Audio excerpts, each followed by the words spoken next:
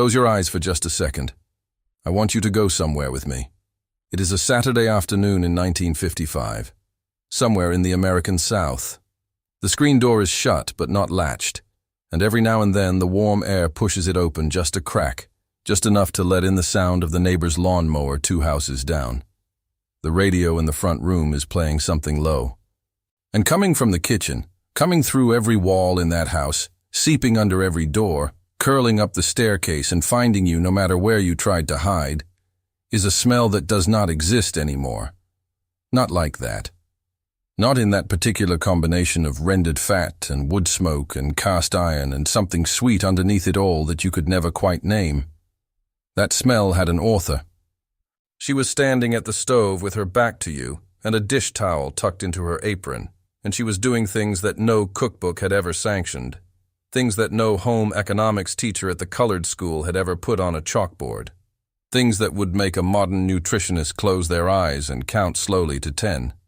And the food she was making, the food coming out of that kitchen, it was the best food you ever put in your mouth. Bar none. Nothing before and nothing since has come within a country mile of what came out of that woman's kitchen. And here's what I want you to understand. She wasn't lucky. She wasn't guessing. She knew exactly what she was doing. She had a system. She had shortcuts.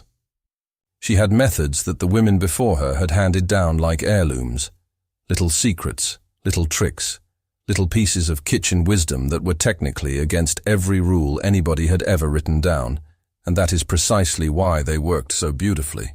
Today, family, we are pulling back the curtain on 25 of them.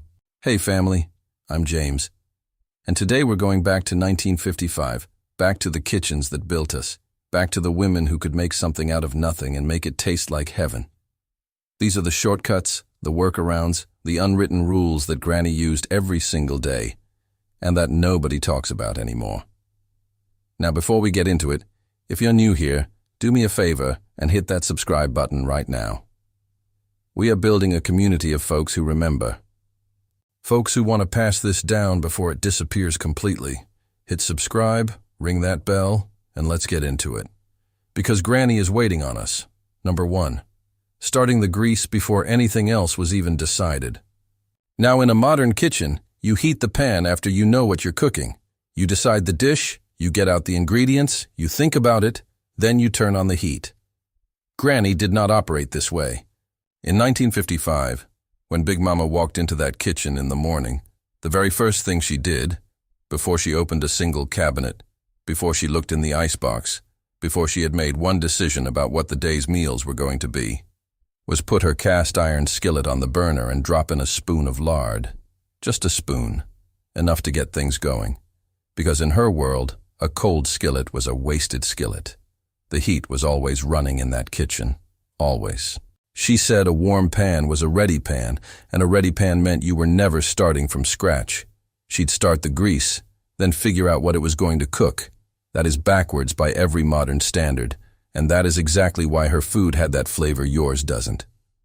Number 2. Bacon grease as the universal answer to every question. If you opened the cabinet next to Granny's stove in 1955, the first thing you would find, sitting right there in plain sight, not hidden, not refrigerated, just sitting in an old tin can or a ceramic crock with a lid, was the bacon grease jar. And that jar was not decoration. That jar was the most important ingredient in her entire kitchen. She saved every drop of grease from every strip of bacon she ever cooked. She saved it the way other people saved money. And she used it on everything. Greens, cornbread, beans, biscuits. She put it in cast iron before she fried chicken. She put a spoon of it in her potato salad when nobody was looking. She'd rub it on the outside of a sweet potato before it went in the oven. That bacon grease jar was the secret handshake of black cooking in 1955, and every grandmother you ever knew had one. The nutritionists today would lock her up, but they have also never tasted her cornbread, and they never will. Number 3. Seasoning the water. Child, let me tell you something that people have forgotten. Granny did not boil a pot of water without putting something in it. Not once, not for pasta, not for vegetables, not for anything. That water was going to work, Before it even started bubbling, she had already added salt. Real salt. More than the recipe said, more than you would dare to put in today. And depending on what she was cooking, she might add a piece of fatback, or a bay leaf she had been drying on the windowsill since August, or a cut of onion with the skin still on it. She understood something that takes culinary school students 3 semesters to learn. Flavor does not start when the food hits the water. Flavor starts with the water itself. She was building the foundation before she laid the first brick, and she did it without a single lesson from anybody. That was just how it was done. Number 4. The 2-day pot of beans. Now this one is going to require you to slow down and pay attention, because people rush this now and they wonder why their beans don't taste right. In 1955, when Granny started a pot of pinto beans or navy beans or butter beans, she was not making a 1-day project. That pot had a timeline. Day 1. The beans went into a bowl of cold water in the evening to soak overnight. Not for an hour, not for a few hours, overnight, through the night. She'd set them before she went to bed, and they'd be there in the morning, swollen and ready. Day 2. She'd drain that water, fill the pot fresh, add her ham hock or her neck bone or whatever piece of pork she happened to have, and she would cook those beans low and slow for most of the day. Not boiling hard, simmering, a soft bubble, patient. She'd season at the end, never at the beginning, because she said salt too early made the beans tough. She was right about that. Every food scientist alive today agrees she was right about that. She knew it in 1955 without a single experiment. She knew it because her mother had told her. Number 5. Lard in the biscuit, not butter. Every biscuit recipe today calls for butter. Cold butter, cubed, cut into the flour with a pastry cutter or 2 knives or whatever modern instrument the cookbook recommends. Granny did not own a pastry cutter. She had her hands. And she did not use butter in her biscuits. She used lard. Pure white, rendered lard, kept in a bucket in the cool part of the kitchen, and she would scoop out a big spoon of it and cut it into her flour with her fingers, pinching and rubbing until the mixture looked like coarse sand. That technique, hands instead of tools, lard instead of butter, produced a biscuit with a flaky, layered interior and a crust that shattered when you broke it. A butter biscuit is soft. A lard biscuit is an event. Folks don't do this anymore, and that is a shame. Number 6. Never washing the cast iron with soap. This one made the health department nervous, and Granny did not care one bit. She cleaned her cast iron skillet the way her grandmother had taught her, with hot water and a stiff brush, never with dish soap, and then she would dry it on the burner over low heat and wipe it down with a thin layer of lard before putting it away. She would look at you like you had lost your mind if you suggested soap. Soap strips the seasoning, she would say. The seasoning on a well-kept cast iron is built up over years, sometimes over decades, of cooking in it, oiling it, heating it. It is a layer of polymerized fat that is essentially a natural non-stick surface that gets better with time. Granny's cast iron was 30 years old. Some of it had come from her own mother. That pan had cooked more meals than you could count, and it had never been touched by soap, and the food that came out of it had a depth of flavor that no new pan out of a box has ever matched. That seasoning was an heirloom. It was the taste of every meal that came before. Number 7. Hot sauce in the pot, not on the plate. Now when you think about hot sauce and black cooking, most people think about the bottle on the table.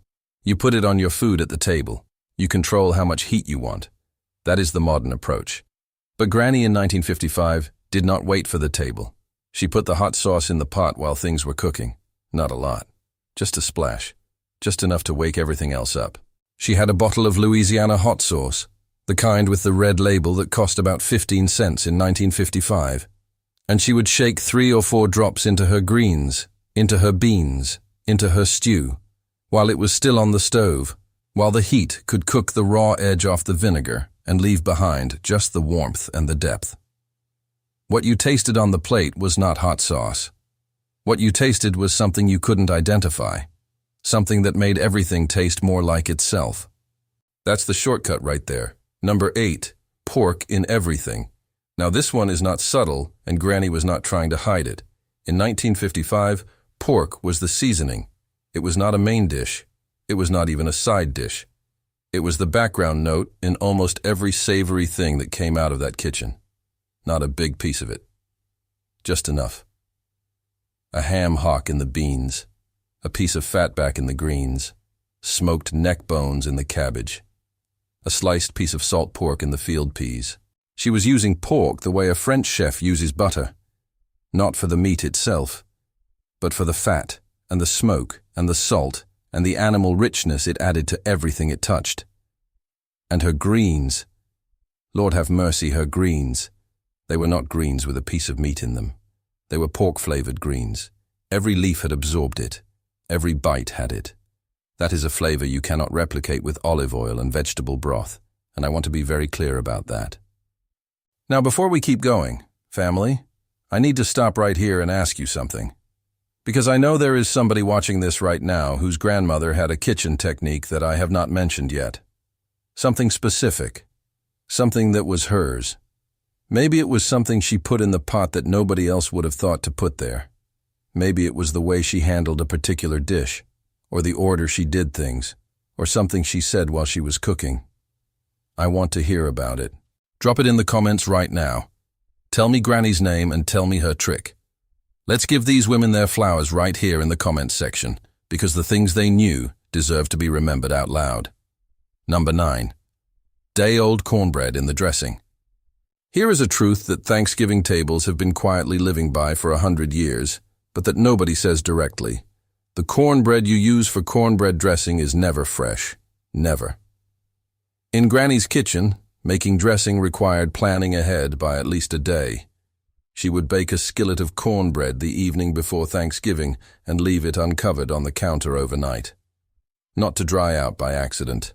On purpose. Dry, slightly stale cornbread absorbs the broth better. It holds its texture through the baking. Fresh cornbread turns to mush.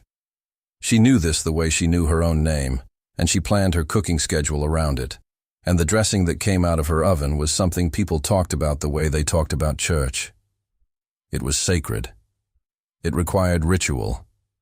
And one of those rituals was the day-old cornbread, sitting on the counter the night before, waiting to do its work. Number 10. Pressing the biscuit dough, not rolling it. A rolling pin is a fine tool. Granny owned one and used it for other things, but for biscuits, she did not roll the dough, she pressed it. She would flour her hands, flour the top of that dough, and press it out with her palms, patting it to an even thickness the way you'd pat down a sleeping baby's blanket. The reason was simple, and she never had to explain it. A rolling pin pushes the air out. Her hands didn't. Pressed biscuits had more lift. They had more layers. They had that open, pillowy interior that rolled biscuits never quite achieved. And she cut them not with a biscuit cutter, but with the rim of a glass. A jelly jar, usually. The one that had been emptied during the week and washed and set to the side because she already knew what it was going to be used for. That glass left a clean edge that didn't compress the sides, and compressed sides mean a biscuit that doesn't rise evenly. She had figured out all of this without a culinary degree. She had figured it out by doing it wrong once and not doing it wrong again. Number 11. The overnight marinade in a paper bag. This one is going to sound unusual, and I promise you it was real. When Granny was fixing to fry chicken, her preparation started the night before, and it did not involve a Ziploc bag because those did not exist in 1955. It involved a brown paper bag. She would put her cut chicken pieces in a bowl of cold salted water overnight. Some people used buttermilk, and we will get to that. And then the next morning she would drain the chicken, shake her seasoned flour into a dry paper bag, drop the chicken pieces in, fold the top of the bag over and shake. Hard. That bag got every piece of chicken coated evenly. Sides, corners, joints, everything, in a way that a plate of flour never could. The coating was thorough and it stayed on. And there was something about the paper absorbing the excess moisture from the chicken that made the crust form better in the hot grease. You can buy a dedicated chicken frying contraption today for $40 that does not do what that paper bag did for free. Number 12. Buttermilk as the brine. buttermilk as... Back in those days, buttermilk was not a baking ingredient. It was the liquid you soaked things in. Granny would put her chicken in a bowl of buttermilk the night before she fried it. Sometimes she'd add hot sauce to that buttermilk, sometimes a pinch of garlic powder. And the chicken would sit in that bath overnight. And what would happen is a gentle tenderizing. The acid in the buttermilk slowly breaking down the muscle fibers, making everything more yielding, more receptive to the seasoning that would go on later. Chicken soaked in buttermilk does not taste like buttermilk when it's done. It tastes like the best version of chicken, juicier, more tender, more deeply flavored. She could not have told you the chemistry behind it, but she understood the result, and she had been producing that result every single week for 30 years. You won't see that today, not in the same way. Number 13. Onions as the flavor foundation for everything. There was a particular sound in a black kitchen in 1955 that meant things were about to get serious. It was the sound of onions hitting a hot, greased pan. That high, sizzling hiss that softens within about 30 seconds into a lower, more intimate bubbling. In Granny's kitchen, that sound was the beginning of almost every savory dish, not as a component, as a foundation. She did not add onion to things. She started with onion and built on top of it. And the onion she used was never perfectly diced, because she was not a restaurant chef. She was a grandmother cooking for 8 people before noon on a Sunday, and she chopped those onions the way she chopped them, which was imperfectly and efficiently, and well. What mattered was that they went in first. What mattered was that they had time to soften and caramelize in that grease, 10, 15 minutes of patient stirring, before anything else joined them. That slow-cooked onion base was the reason everything that came after tasted like it was supposed to taste. It was the first word in the sentence. Number 14. Cooking greens in pot liquor from the day before. Now here is a level of kitchen planning that requires a certain kind of mind. Granny understood that pot liquor, the dark, richly seasoned liquid left in the pot after you've cooked down a batch of collard greens or turnip greens, was not waste. It was not dishwater. It was a concentrated broth that had absorbed hours of pork fat and vegetable bitterness and salt and smoke, and it was worth more than the greens themselves by the time they were done. She saved it. In a mason jar, in the icebox, and when she cooked the next batch of greens, she would use that pot liquor instead of plain water. So the second pot of greens was cooked in the flavor of the first pot of greens, and the third pot was richer still. It was a layering of flavor across days, across weeks, across the whole long trajectory of a woman who cooked nearly every meal her family ate and who wasted nothing, nothing, nothing. Number 15, the low and slow rule on everything that could be hurried. Here is the thing about 1955 that is different from every kitchen today. Nobody in 1955 was optimizing for speed the way we do now. Not in a black Southern kitchen. Not when the woman at the stove had been cooking since sunup and expected to be cooking until the family sat down, and she had no interest in rushing a process that was going to feed people she loved. Granny cooked everything that could stand it on low heat for a long time. Her beans were on the stove for 4, 5, 6 hours. Her greens cooked for 2 hours at a minimum. Her stew went into the pot after breakfast and came out at dinner. This was not inefficiency. This was wisdom. Long, slow cooking breaks down connective tissue in meat and makes it tender. It concentrates flavors. It develops complexity. The shortcut, paradoxically, was refusing to take the shortcut. She fed people food that had been allowed to become what it was always meant to be. That is something you cannot rush. Number 16.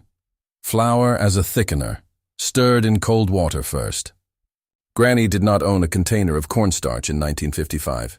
If she needed to thicken a gravy or a soup or a stew, she used flour, and she used it the way she had been taught. She would shake 2 or 3 tablespoons of plain flour into a tin cup or a small mason jar, add cold water, and stir it until it was completely smooth. No lumps before it ever went near the hot pot. Then she'd pour that slurry slowly into whatever was simmering, stirring constantly. The cold water step was everything. Flour poured directly into a hot liquid lumps immediately, but flour dispersed in cold water first goes in smooth. Every time. She stirred her gravies to a velvet consistency without a single lump, and she did it with a fork and a tin cup and 30 seconds of preparation, and the gravy that came out was poured over biscuits and consumed by people who never once thought about the technique behind it. They just knew it was perfect. Number 17. The baking powder biscuit insurance policy. Now this one is subtle. Pay attention. When Granny made biscuits, she used self-rising flour. That was the standard in a southern kitchen in 1955. White Lily self-rising flour, if she could get it, the bag with the white and red label. But here is what she did that the bag did not instruct her to do. She added a small, additional pinch of baking powder anyway, over and above what the self-rising flour already contained. Because she had learned, through experience, through batches that didn't rise as high as she wanted, that self-rising flour didn't always perform equally. Different bags, different ages, different humidity levels in the kitchen all affected the leavening. So she insured against all of it with that extra pinch. She didn't measure it. She knew it by feel, by the size of the pinch, by how her hand moved. And her biscuits rose with a reliability that seemed almost supernatural to the people eating them. It was not supernatural. It was insurance. She was managing risk in her kitchen the same way a careful woman manages risk in everything else she tends to. Now we are getting into the part of this list, family, where the shortcuts stop being about convenience and start being about something deeper. The next several items are not tricks. They are the philosophy underneath the tricks. So stay with me here. Number 18. Cooking for 2 meals at once without telling anyone. In a black household in 1955, with a family of 6 or 8 to feed and a food budget that did not allow for waste of any kind, Granny had developed a practice that she never announced and never explained, but executed every single day. She cooked more than one meal at the same time, using the same heat and the same pots. The roast that went in the oven for Sunday dinner would produce drippings that became Monday's gravy. The ham hocks that seasoned Sunday's beans would come out of the pot, get pulled off the bone, and go into Tuesday's hash. The leftover cornbread from Sunday's table became Wednesday's dressing when she added eggs and broth and baked it again. She was not cooking a meal, she was cooking a week. And every component served double duty, sometimes triple duty, and nothing went to waste. Child, let me tell you something. That was not poverty cooking. That was mastery. Number 19. The skillet gravy built from the pan drippings. After Granny fried her chicken, she did not rinse the skillet. She did not set it aside. She stood right there at that stove with that cast iron full of browned bits and rendered fat, and she made gravy in the same pan right then, while everything was still hot. She'd pour off most of the grease, leave about 3 tablespoons behind, along with all those dark, caramelized bits stuck to the bottom, the bits she called the good part, and she'd sprinkle in her flour and stir it into the fat until it turned the color of a pecan shell. Then she'd pour in her milk, slowly, stirring with a wooden spoon, and she would deglaze all those dark bits from the bottom of the pan as she went. That gravy had the entire story of the fried chicken in it. Every drop of flavor that had seeped out during the frying was still in that pan, and she had captured all of it and turned it into something you poured over everything. The pan was not a used pan. The pan was a second meal. Number 20. Using the stale bread before it could go to waste. This right here, this is something we need to bring back. In Granny's kitchen, there was no such thing as throwing away bread, not a heel of white bread, not a biscuit left from breakfast, not a piece of cornbread from the night before. Stale bread had purposes. It went into a bowl with eggs and milk and became bread pudding, sweetened with whatever sugar she had, flavored with vanilla, or with nutmeg scraped from the whole pod she kept in her spice drawer. It went into a skillet with butter and bacon grease and became fried toast. It was crumbled into a pot of beans for thickness. It was cubed and dried in the oven and became the base for dressing. Bread in Granny's house did not expire. It transformed. That was not frugality for frugality's sake. That was the mind of a woman who had seen hard times and knew that waste was a luxury she could not afford, and a habit she refused to develop even when times got easier. Number 21. Vinegar as the secret in the greens. Now, most people know that Granny puts something acidic in her greens. Most people know about the hot sauce, and we talked about that. But the one people don't always know about is the splash of apple cider vinegar that went in toward the end. Not at the beginning, not in the middle. At the end, maybe 20 minutes before the greens came off the stove. And the amount was small. You're not talking about making the greens taste sour. You are talking about a tablespoon, maybe 2, that brightened every flavor in that pot.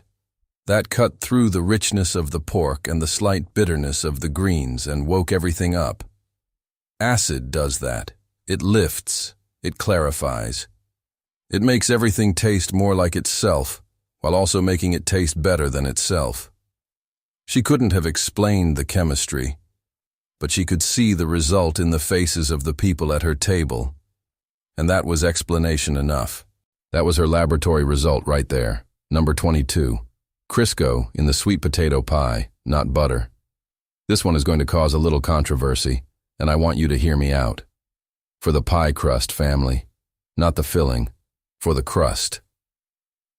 In 1955, Granny's pie crust was made with Crisco, not butter, and it produced a crust that was tender and flaky and did not shrink in the pie plate the way an all-butter crust tends to do. Crisco, which had been on the market since 1911, was the modern shortening of the era, marketed specifically as a cleaner, easier alternative to lard for people who wanted a consistent result.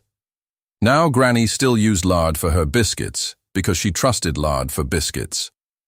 But for her pies, especially her sweet potato pie, that sweet, orange-fleshed, cinnamon and nutmeg-spiced filling that was not a pumpkin pie and was never going to be a pumpkin pie no matter what anybody said.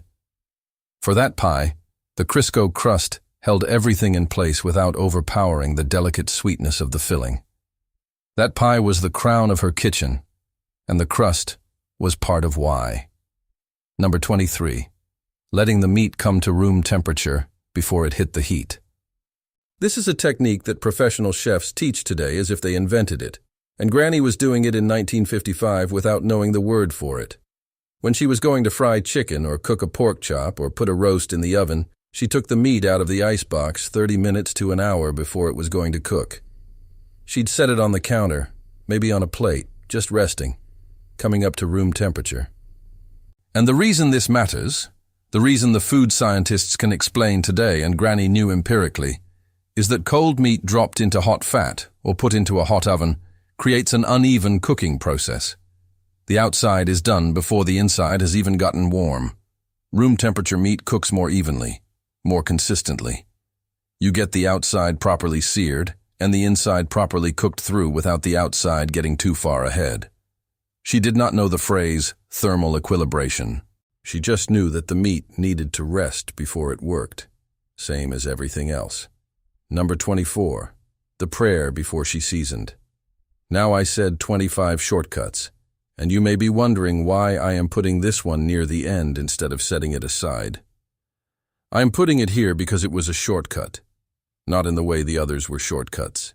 But Granny believed, and I mean truly believed, down to the soles of her feet, that the state of mind in which you cooked a meal affected the way the meal turned out. She was not being superstitious. She was being practical about something that modern psychology has spent decades trying to explain. That focused, intentional, unhurried work produces better results than distracted, rushed, resentful work. Before she seasoned a pot, she would stand still for a moment. Sometimes she would close her eyes.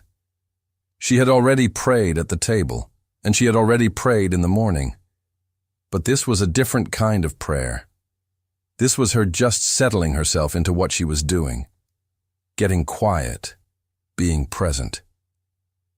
She seasoned from that place of quiet, and she tasted from that place of quiet. And I believe with everything in me that is why her food tasted the way it tasted. She was not hurrying through feeding people she loved. She was attending to it. Number 25. Cooking by love.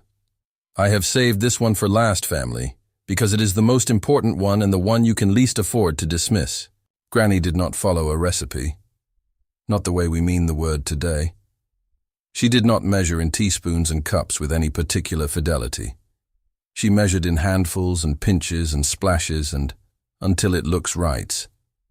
She tasted as she went, adjusting by feel.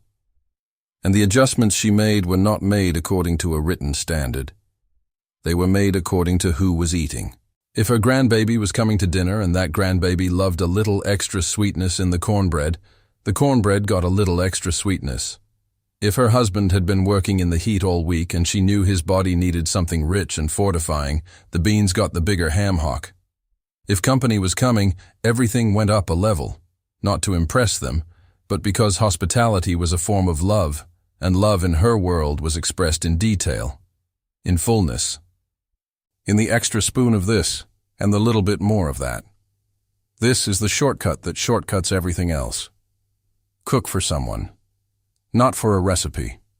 Not for a food photograph. Not for a standard. For a person. For people.